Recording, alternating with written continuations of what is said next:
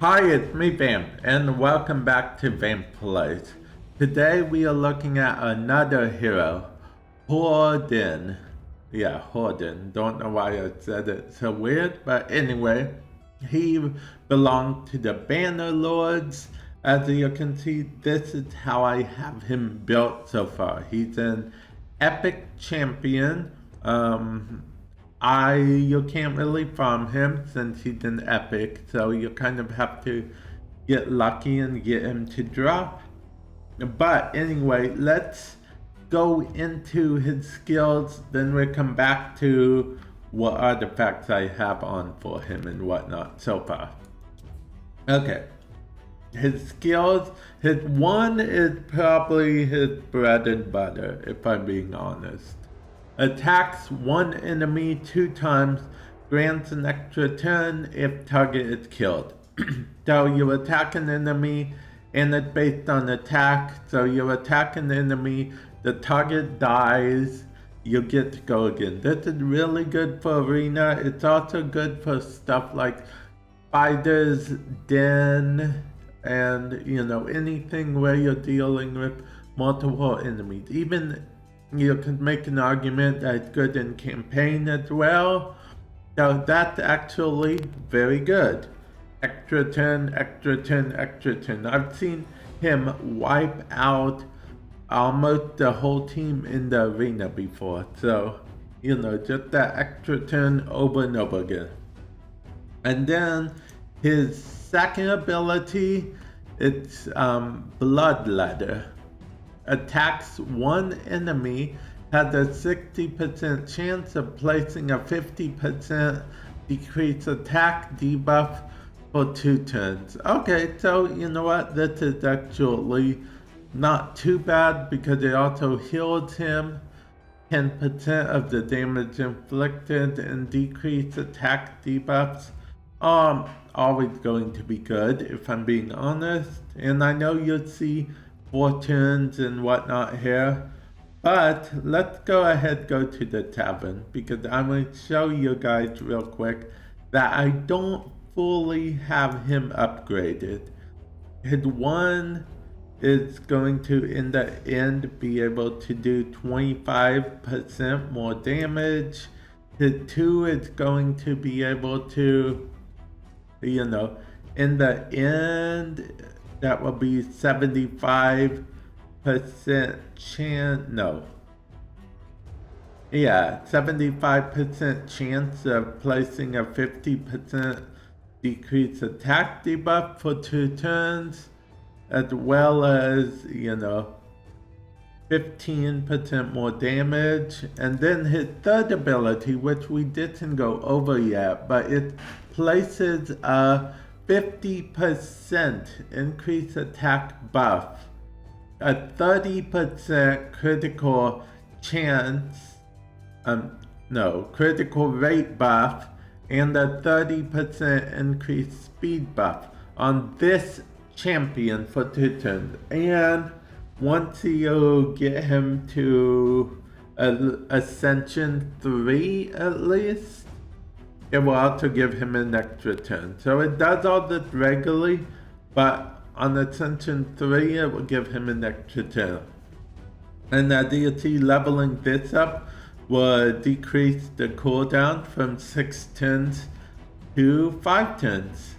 Now let's go back to what I have on him. Okay, so as you know, attack, weapons always do attack, helmets always do health, and shield always do defense. So here is the, little substats that do the best. Critical hit and, damage and rate, it's very good for him because of the fact that his attack, everything he has goes off of his attack. His 1 goes off of his attack in particular. So you want to kill the enemy and then attack again.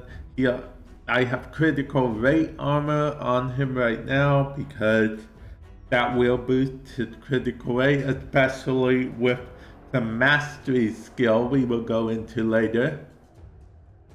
Now this is critical damage. I have critical damage on him because of the fact, 65% critical damage. That is going to be big. You'll have above 100% critical damage now. So that's actually very good. When he gets a critical hit, he'll do even more damage. And as you know, hit 3, which is right here, gives him a critical rate buff.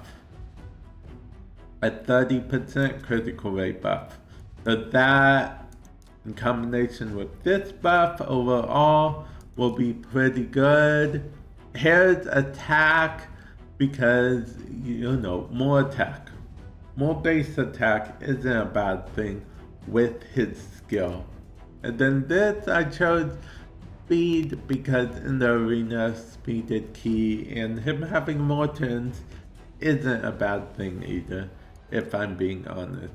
Which means that the set info, the set does critical rate, bonus attack, and let's see, plus 15% HP and healed by 3% every turn. So he's gonna get a little bit of healing there himself. Accuracy is not really per se needed, but it's not bad with hit 2 if I'm being honest.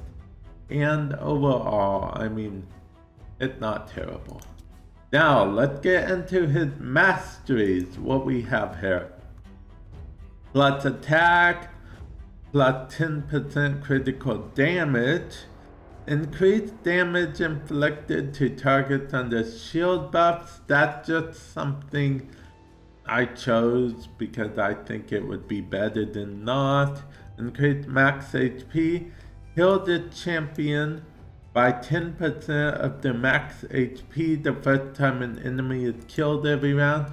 Now, let me show you what I'm going for over here. The rest of these skills, don't get me wrong, they're pretty awesome, but the biggest skill I'm going for is this. Lure of Steel. Down this support tree. Increase the set bonuses of basic artifacts, i.e. life, offensive, defense, speed, critical rate, critical damage, accuracy. So we're using a critical rate and an offensive artifact right now. So, we will be increasing that slowly over time. I say slowly over time because it actually takes a while to farm these. I want you guys to keep that in mind. And on this side, we're probably going to go for this, but I'll be honest, it's more pressing to go for these skills. Now down here, we'll probably go for this, 30% chance of increasing, because he buffs himself. So we could actually get away with that. So yeah. But we'll definitely see what goes on there. This is one of those, maybe. But yeah, this is definitely what we're going for here. And yeah, that's basically the guide on Hordin. I only have him 5 stars. It's actually a bit harder to get 6 stars heroes in this game because I am mostly free to play as of right now. I don't know if that will change or not. If you're just new to Raid Shadow Legends, feel free to check out some of my other videos. There should be a card of the playlist top right hand corner. Feel free to hit that bell icon to be notified when the video goes live. When videos go live on the channel, feel free to subscribe if you're not subscribed already. If you guys enjoyed this video, feel free to hit that like button. Man, that was a lot. And I'll catch you guys in the future. Later.